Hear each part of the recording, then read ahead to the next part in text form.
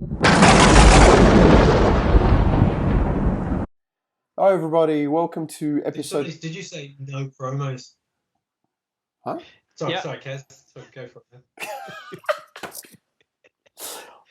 That's a blooper right I there. can't. All right. Oh, just a minute. My phone is ringing. We got Loopy. This episode's cursed. Matt, I'm spewing. You can't see. Are you recording this? Yes. Bloopers, mate. Bloopers. All right, go on. Right. Keep going. I've got a question for Rasmus. Yep. This is from Kieran Bounds. Oh, Kieran. And he says, for Rasmus, if your house was on fire and you could only save one thing from your maiden collection, what would it be? Well, I hate this question. This is the toughest question for any. When collectors have nightmares, it's about this question. Okay, it keeps us up at night. does it count if I put a maiden shirt on my daughter and I pick her up in one arm and can grab something with the other arm? The question says only one thing. Oh no. Well, And it also says from your maiden collection. So, but you could take your daughter anyway. Stick a t-shirt on your daughter. That's not a problem. that's cool. Well, And then I think I'm probably gonna save the Fear of the Dark, Dirk Riggs original artwork. It was my first original Riggs painting, and it's not completely done, and it stands for a time when Maiden splits with Dirk Riggs, and I just think there's so much history in that piece of art in so many levels. Yeah, so I think that will be it. Nice Not one. the original Live After Death. It's a cool. There's a lot of cool stuff. Yeah. I could go on for days saying, "Oh, Yeah. that one and that one," but that Fear of the Dark original painting has a special place in my heart. All right, Matty. What about you, mate? Ooh. Well, this is almost verging on the question of what's your most prized possession in your collection. So I'll answer it with that it's two shirts. So I've got two shirts that are about the same for me, and they're both from 1982. One of them is the original Beast in New York with the black top across the top of the shirt, and the other one is the Beast on the Road, the white muscle shirt. And the reason is, when I first got into the Maiden, 1986. By 1987, I had a poster on my wall of the band standing around a pool. I think it was in the Bahamas when they must have been recording Peace of Mind. And they're all standing there just sticking their fingers up at the camera. And Steve Harris is wearing that white muscle shirt. And I used to just stare at that as a kid, just going, how awesome is that shirt? Matt, what is that shirt? How could I ever find one? And the same with the Beast in New York. I had a postcard. A large postcard, you probably will know what it is, with a close-up of Steve on stage. I think it's Hammersmith 83, and he's wearing the New York shirt. Same thing. I just been listening to Maiden, just staring at these pictures, just going, how awesome. I need to know more about that. I need to find one of those. You know? I think it took me like 22 years to actually own those shirts. So they're probably the most special things, and I would grab them first for sure, you know. I think that's allowed at the end of the day. All right, it says, you know, if you could only save one thing, but at the end of the day, it doesn't say what you can grab with one hand. That's right. Oh, I can grab both. So the rules have changed now. So yeah, well, it's changed. Matt, if I remember, I had that poster when I was in high school, and I think they were standing around the pool. But I think they had their thumbs up, and Bruce had his thumb down, and he had this miserable look on his face. Is that the poster you're referring to? I reckon it might be. Somebody's doing that. I remember. It was a from lift out. some Yeah, it was a lift out. generic Australian rock magazine, if I remember. Yeah. Didn't even have a proper logo, just had Iron Maiden written in, pink and blue, as was the time, or something. I'm going to find it. I think I've got a picture of it. I'll find it and post it up. Cool. Nice. Harris is wearing those really short denim shorts, It's a different poster I'm thinking of, but yeah. It'll happen. Just put it out there. Put it out there. Go ahead, Kaz. What about you? My turn. Oh, jeez. I've been dreading this question. All right. So mine would most likely... No, okay. I'm going to commit to this. I would grab my massive 60 by 40 giant billboard poster of Sheffield 96, signed by Derek Riggs. I picked up this poster, I think, was it 2017 or 18? I can't remember. It's just the most magnificent poster you could imagine. It's similar to this one here, Italy, but this is a smaller poster. That's just huge. There was something magical about the UK 86 promo posters, and I have never ever seen a Sheffield 86 poster since. Sorry, I'd never seen one before, never seen one since. I would say there would barely be one or two in the world surviving. And mine is actually signed by Derek. That is the first thing I would grab. And if I could tuck stuff under my arm as well, I'd probably get the Somewhere on Tour long sleeve jumper with the European tour dates on them. But they're the two. They're the two things that I would. They're the two things that I would take with me. One holding this way, one under the other arm, and off we go. Off we go, and hope that the fire department arrives early. So yeah, that's. Just know that if your house is on fire, you can grab stuff without using your hands. You can actually keep stuff in your mouth too. You're running away from the burning house. Actually, you know what? This actually happened this time last year. Well, not this time. This happened last summer where Maddie, remember we had those fires here in Victoria? Yeah. So my lovely partner gives me a call and she says, "There's fires in the area and they're coming towards our street." And I just stopped what I was doing at work. I called her on like a video call and I said, "Right, go upstairs." So where I am now, I said, "Grab this, grab that, grab this, grab this vinyl, grab this poster, and she ended up bringing up like 2-3 boxes of stuff downstairs outside. So I've had some limited experience with it, but thankfully there was no fire after that, you know. And then we had to carry everything back up, but you know. I was actually a few years back. I went to a party, and at some point, one of the guests come and say, "Oh, the neighbor's house is on fire."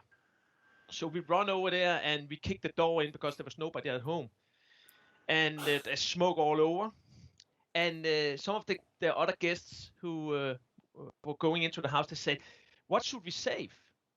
They started talking about the furnitures, and I said, no, fuck the furnitures. Look at his. He has like a big cabinet, and he had like thousands of comic books.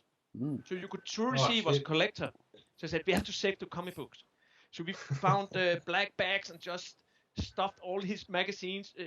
I think we saved like 20 black bags full of comic books.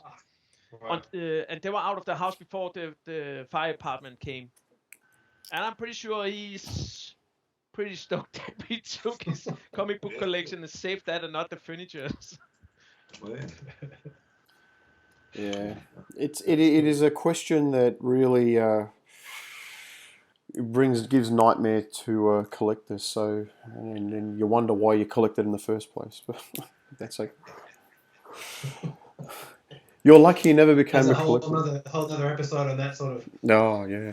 Analysis. Collect stamps, because then you just grab your albums That's right. Yeah. Run out. Under That's the easy. arm. Yeah, you're right. You just grab everything and go. Whereas, how are you going to grab this stuff? You know, how are you going to grab all this stuff? You know, and you can't see it off camera, but there's rolls of tubes of posters here. There's just a lot of shit. You know, so I just have to ask this. So you have tubes with posters in, and you just said half an hour ago you should not keep your posters in a tube. I'm just okay. Raz, there's a principle that goes along the lines of do as I say, not as I do. So Okay.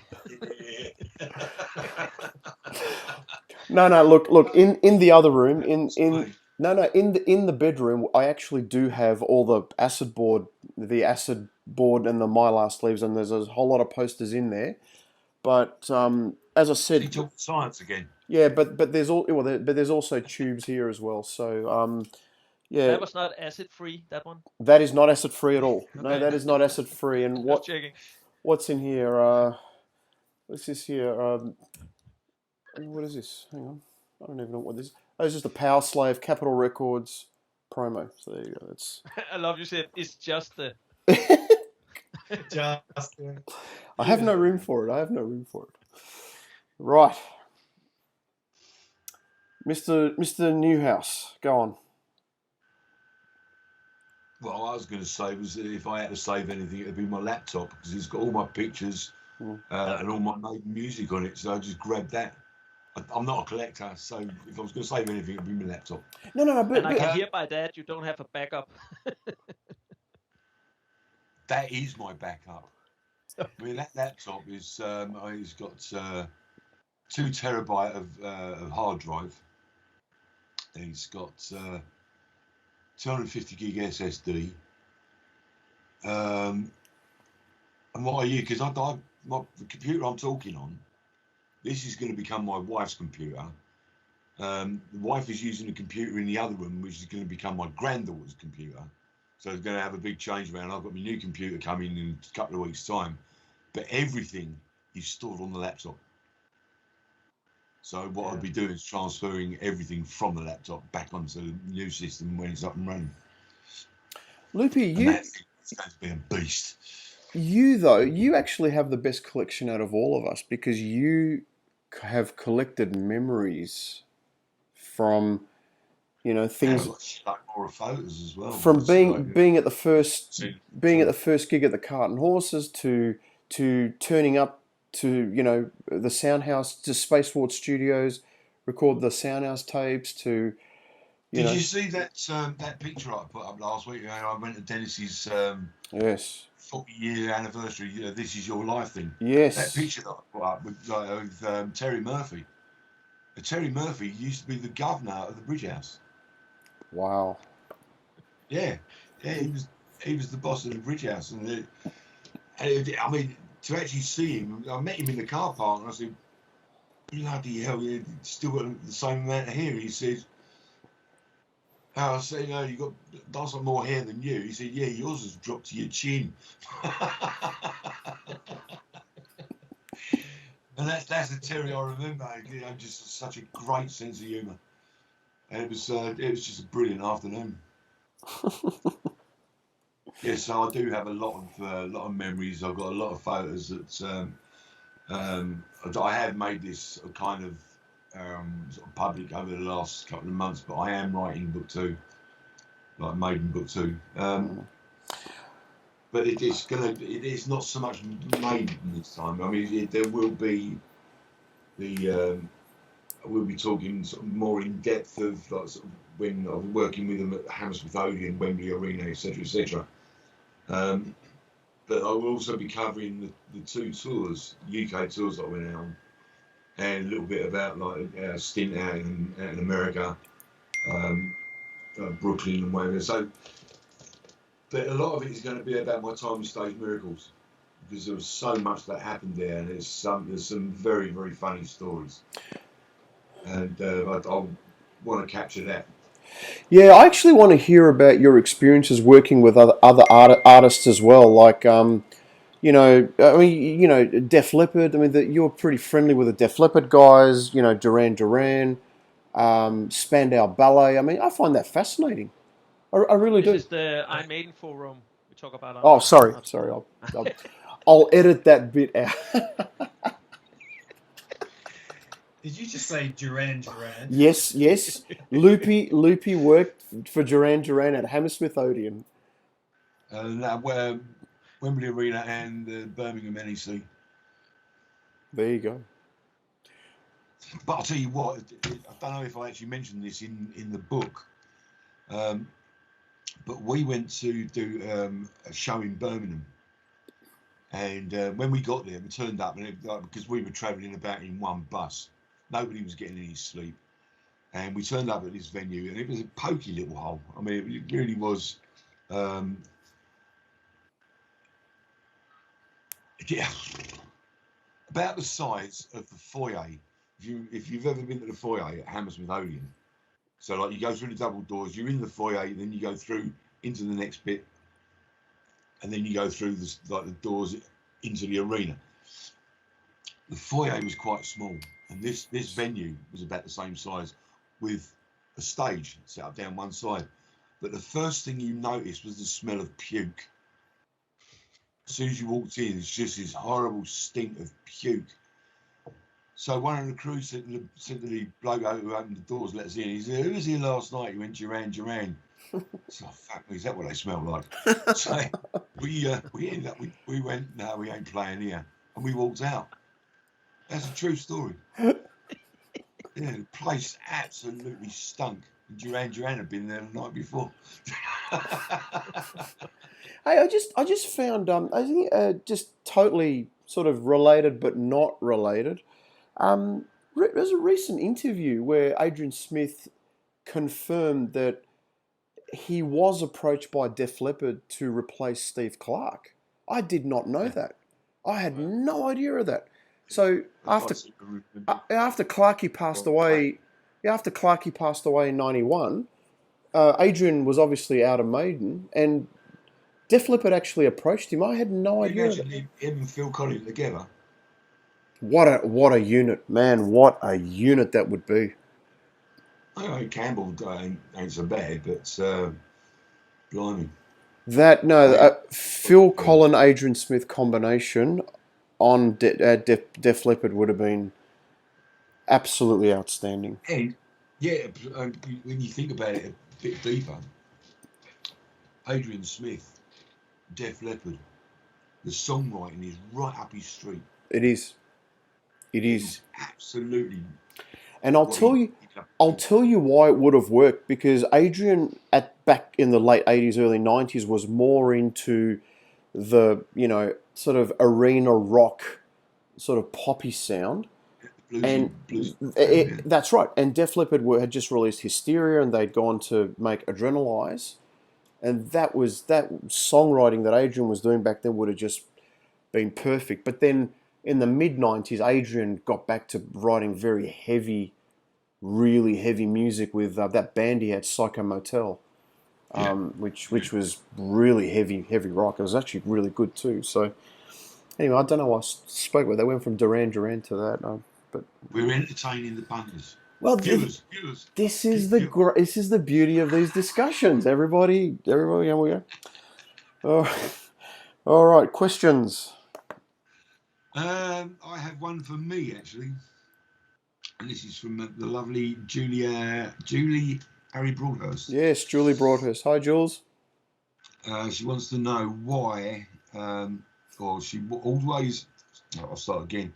I've always wondered why Paul Cairns was never acknowledged on the Soundhouse tapes. Who made the decision to omit his name from the credits? Be perfectly honest, Jules. I don't really know. I don't know the answer to either question. Yes, he played on it. You can't deny that. I mean, what I have noticed is that I don't think I've actually said this in public, but what I have noticed is that if you listen to the tracks through headphones, and if you know Dave Murray's style, you can tell that Murray is on one side and this not so good guitarist is on the other. I'm not saying Paul's a crap guitarist. I'm just saying he wasn't as good as Dave. Completely different sound. If anything, I would have said he sounded a little bit more like David Gilmour than, say, Adrian Smith does, or even Dennis Stratton. You know, his style is completely different. But as to why he wasn't credited, I wish I knew. I don't understand it. He was there. He did his part. It's a good question. As for who made the decision, it can only be one or two people, or both. And it's either Steve or Rod, or both. It would have come from there, but nobody else. Nobody else is allowed. Very interesting. It's a really interesting question. I'd never even entered my mind, to be honest. So it's a really good question by Julie. It's good. Yeah. All right. What do we got? What do we got, Loopy? Well, apart from her other question was why do penguins have knees? I've got nothing else. Why do penguins? Why do penguins? I went on to ask her why dyslexia was so hard to spell. But that's literally all I've got. So I do have a personal question for Rasmus. And Sorry, what's just out? I do have a personal question for you. Okay. But it also will apply to Matt. Like in fact, Kaz as well. Being huge collectors of Iron Maiden, why did you choose Iron Maiden? Why not Judas Priest, Kiss, somebody else? Why did it have to be Maiden? I don't think we chose. I'd say that we didn't choose. We didn't specifically choose Iron Maiden over any other band to collect. I'd say we discovered Iron Maiden, and I know before discovering Maiden, I was a collector. So collecting was in my blood as a kid anyway. Stamps, stickers, everything. But I think discovering Maiden, and they just locked in with my heart as a band first and foremost. And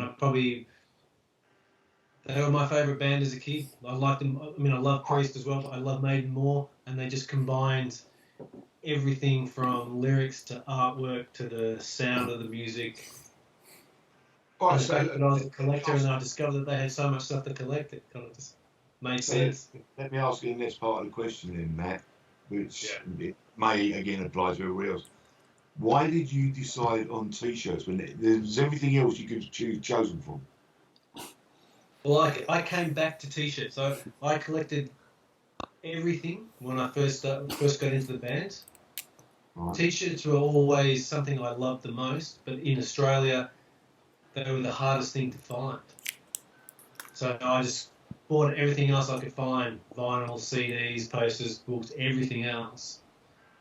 And always had this love for shirts. And obviously as times changed, as the internet kicked open, late 90s, early 2000s, suddenly, I mean, I do, in the 90s I was doing postal auctions out of the UK and stuff, and you'd write in your highest bid and post it off, and then you get a reply saying you've won the certain things. I got a few T-shirts that way, but it wasn't until really the internet kicked off in the late 90s that suddenly there was the access to shirts was there a lot more than before that, and I was able to finally try and find some of these things that I've been searching for years, and I ended up deciding to let go all the vinyl and the CDs and the rest of it, just to focus on what I truly love to collect of Maiden, and that was shirts. So that's how it happened for me.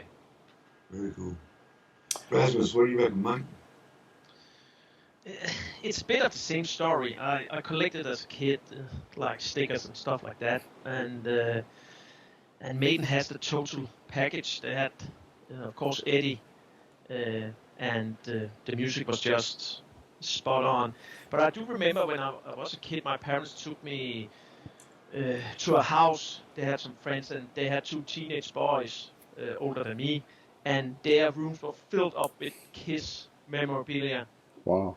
So I remember looking at the rooms going like, wow, this is cool. I want to do that with, I didn't have that much Maiden at that time, but I thought, hey, I'm gonna plaster my wakes with my walls with Iron Maiden. And yeah, later I saw the Hard Rock cafes, and I thought it was just cool with all these different frames with different items, not just posters or a picture, but also jackets and like everything. And I thought, hey, that could actually be cool to have like a Hard Rock cafe only with Iron Maiden items. That would be awesome. Yeah. Right idea. So yeah, I've just been lucky to have the room to display a lot of my collection, and I just love it. I just love the idea of being totally surrounded by stories. And it always ends up when I get guests here, I talk for hours and hours because you rediscover all the adventures you have been on, looking at the different items. Yeah. Excellent. Excellent. Absolutely.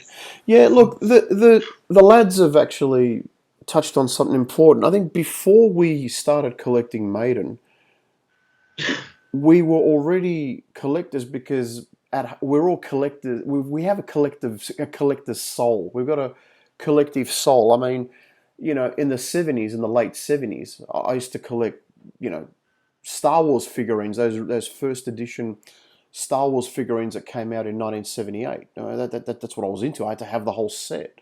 And then it went on to, yes, like Rasmus said, stamps and coins and that. So I think you've got to have a collective soul to begin with.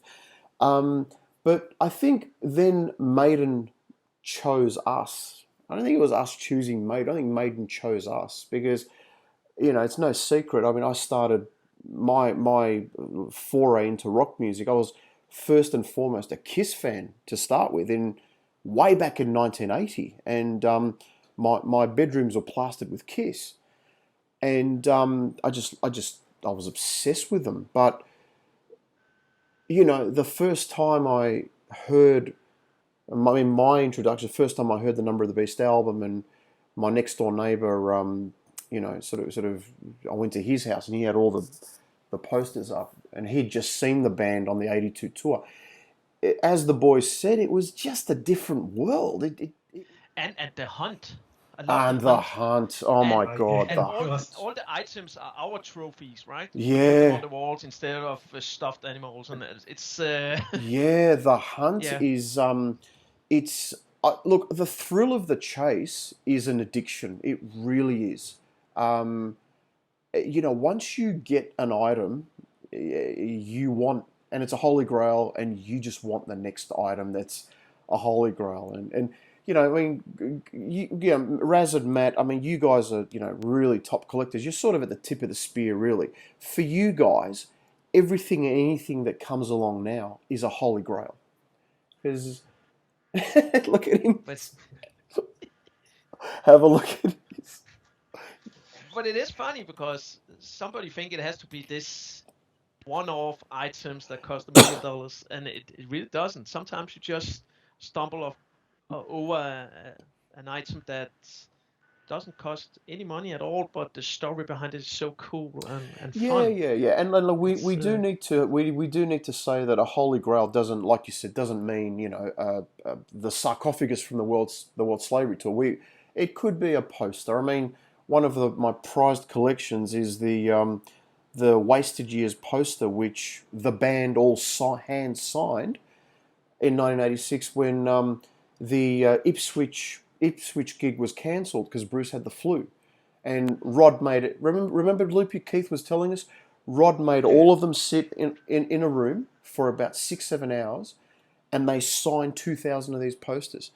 Now I've got one on that wall up there, and it's just, I love this poster. It is just the most incredible thing for me. So. A holy grail doesn't have to be something elaborate. It can just be something with a story behind it, as Yeah. Rasmus said. Actually, before we go, there is a question I've just found that was submitted on the Facebook page. What was the first item you ever had as a collector? First maiden item. Yes, of course, yeah, of course. Well, I know for me it was it would have been about this time. It was springtime, so it would have been pretty much 35 years ago exactly. So I discovered the band sort of midway through '86, and then so it would have been September, October '86. We'd gone to like a local market in Croydon, suburb not far from where we lived, and they'd have a market in an old like a drive-in theatre.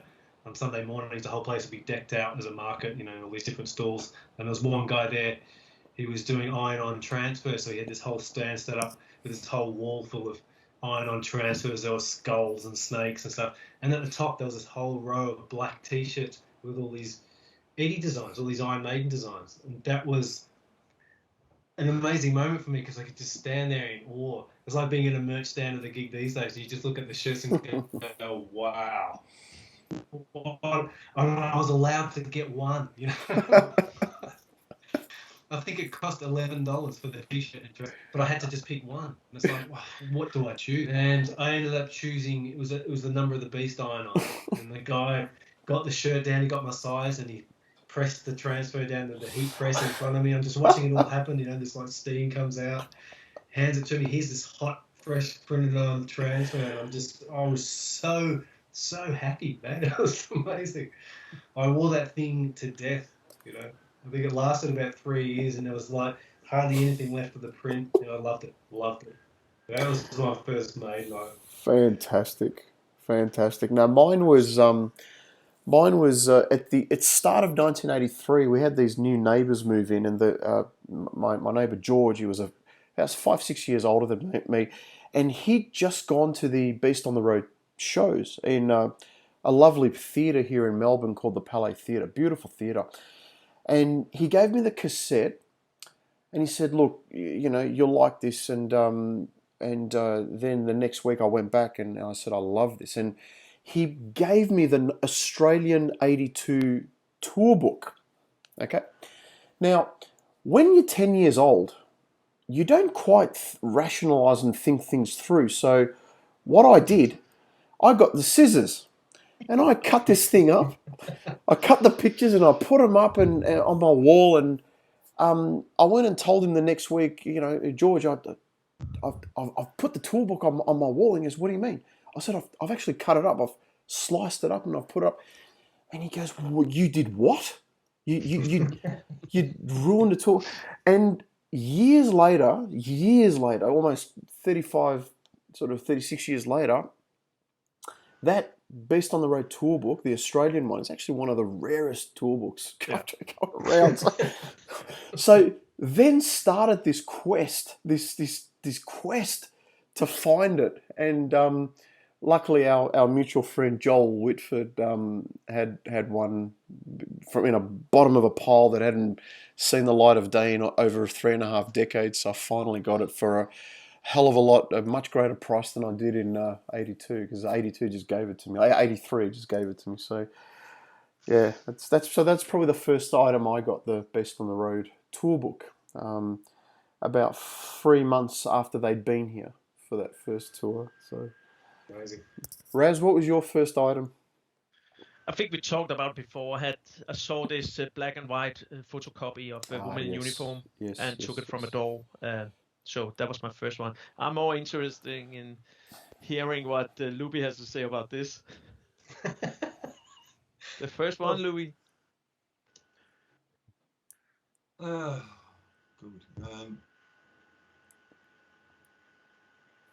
I don't know, because I'm not a collector at all. But working for the band, you picked up bits and pieces all the time. I mean, when I left the band, I gave a shitload of stuff to Keith Codd. Oh, Codd. Coddy, because he was into collecting old itineraries and stuff like that. So I just gave everything to Codd. I remember having somebody gave me a patch. We were in Germany somewhere. And somebody gave me a patch, and all it was like a circle in black, but it had Iron Maiden in silver lettering across it. And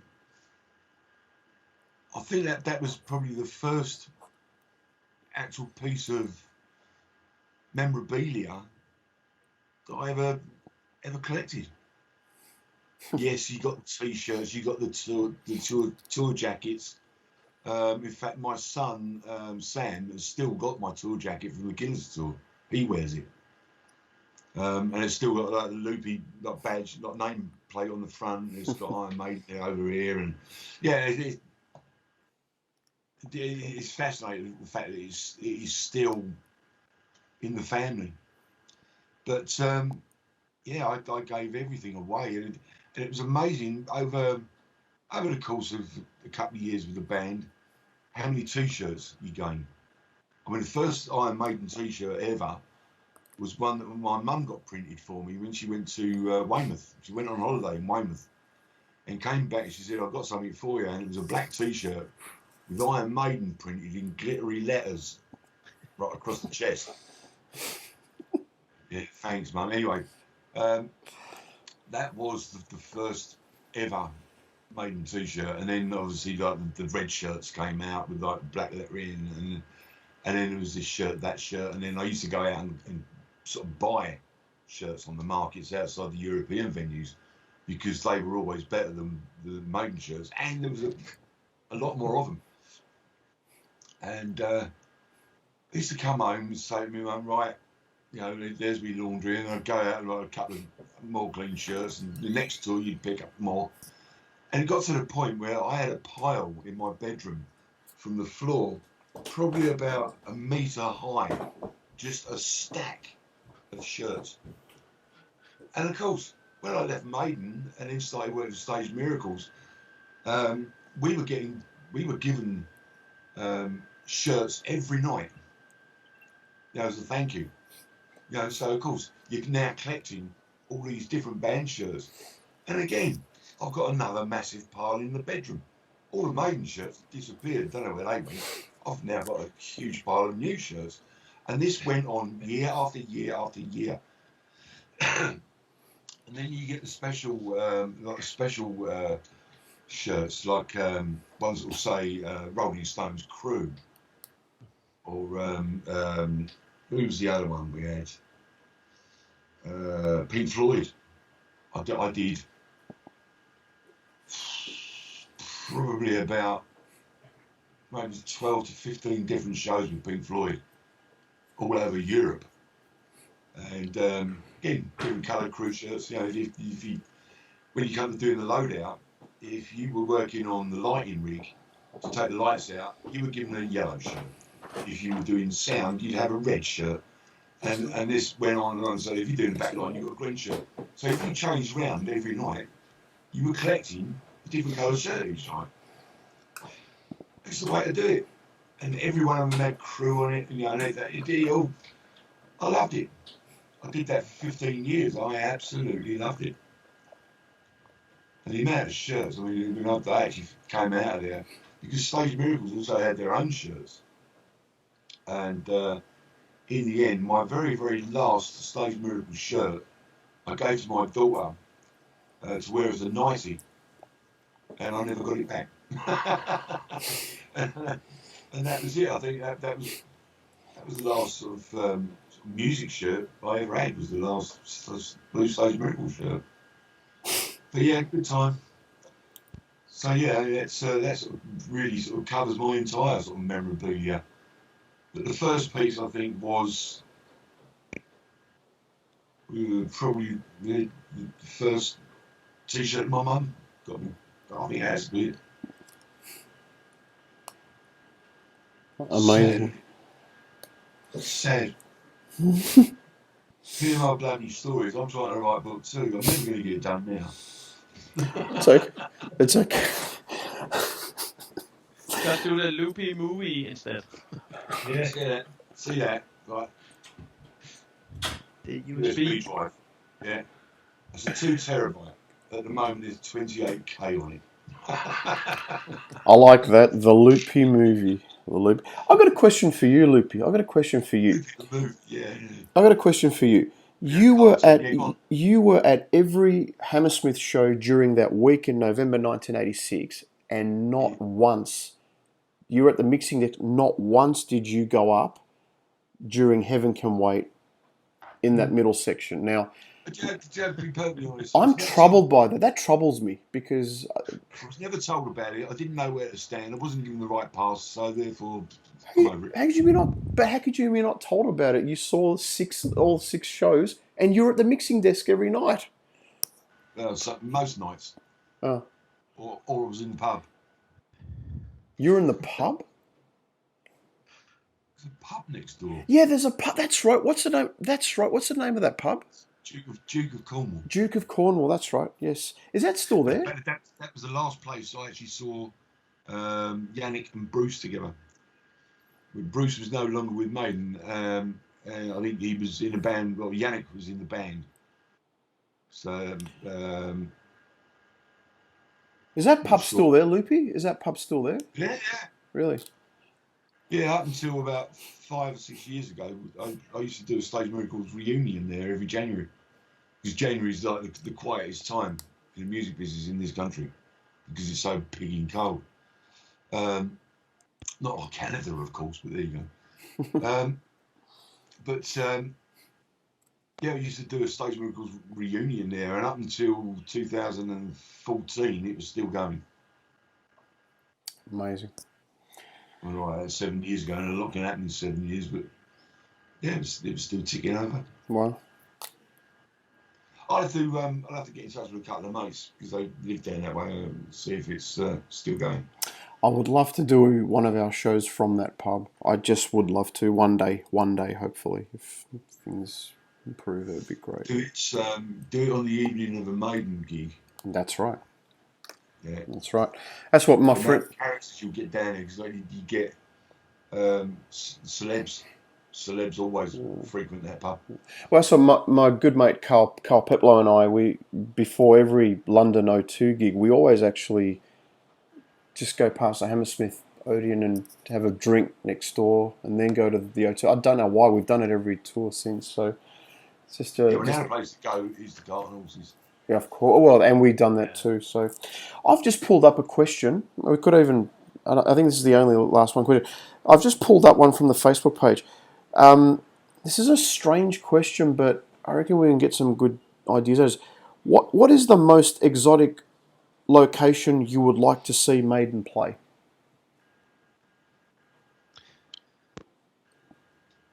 Yeah. Probably in front of the pyramids. Yeah. That's what I was going to say. That's a good answer. That's what I was going to say, that you don't need a World Slavery or Somewhere Back in Time stage set, because that's a natural stage set.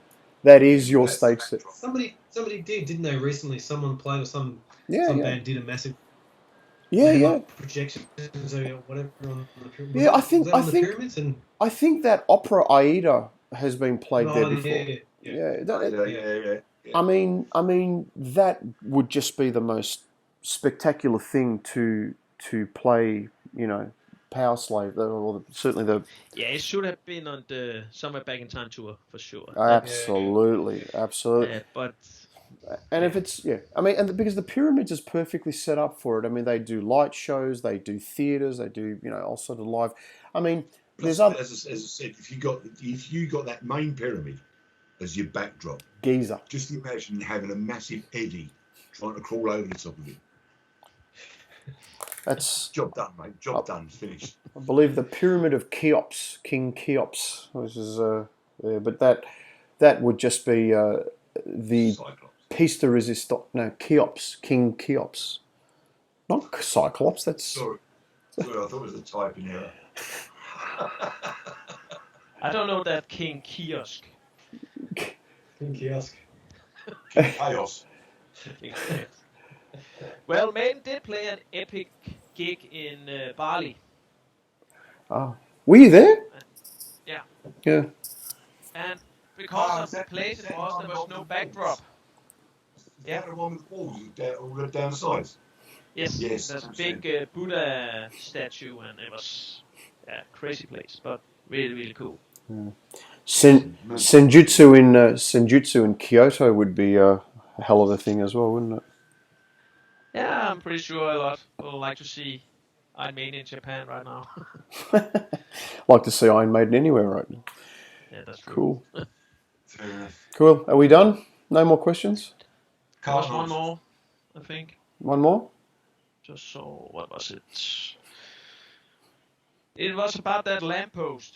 Ah, the lamppost. Oh, yeah. What does the question say? It was what we could do as an Iron Maiden community to save the thing that is not there anymore. We did- actually addressed this. We did a whole episode on that. with Stipe. So Yeah. I haven't had an update. I have no idea what is going on there. We did a whole hour on this actually. Okay. I think we were still waiting for London Rail or British Rail or whatever they're called to get back to the council about the wall or something. I remember. Yeah, they want to put a plaque or name plate on the wall. So Yeah. No idea. We'll see about that. That's with Stipe and find out. All right, very good, very good. Anything else? Anyone else want to say anything? No. It was a lot of fun. There's a lot of fun, a lot of really good conversation in this one. 2 episodes worth of viewers' questions we've been going. So so that's 25 and 26. Just have to say, Matthew has to work on his background. I've turned it around since the last time. Yeah. You could put up some rare shirts. Well, I usually do. You usually do. It's been turned around. Yeah. You know, those doors need painting. The last time I did, I'd hang the shirts on the bookcase on the other side of the room, but it's been rearranged since then, so it's a bit bare. What I'll do for the next one is I'll bring in the wall Fear of the Dark display. I'll hang that behind me. Oh yeah. You know just what to say. Yeah. Thank you. That display has to come out. So in fact, why don't we do we'll maybe look at doing the 1992 episode very soon, and you got to bring that display out, because that display, I remember that display was at the Virgin Megastore in Melbourne in 92, wasn't it? Yeah, I remember seeing that display. I remember, because when the band did the meet and greet the night before the gig, I remember that display. I remember seeing that display. I think I've got a photo of that. I do have a photo of that signing session. I think that display might even be in that photo.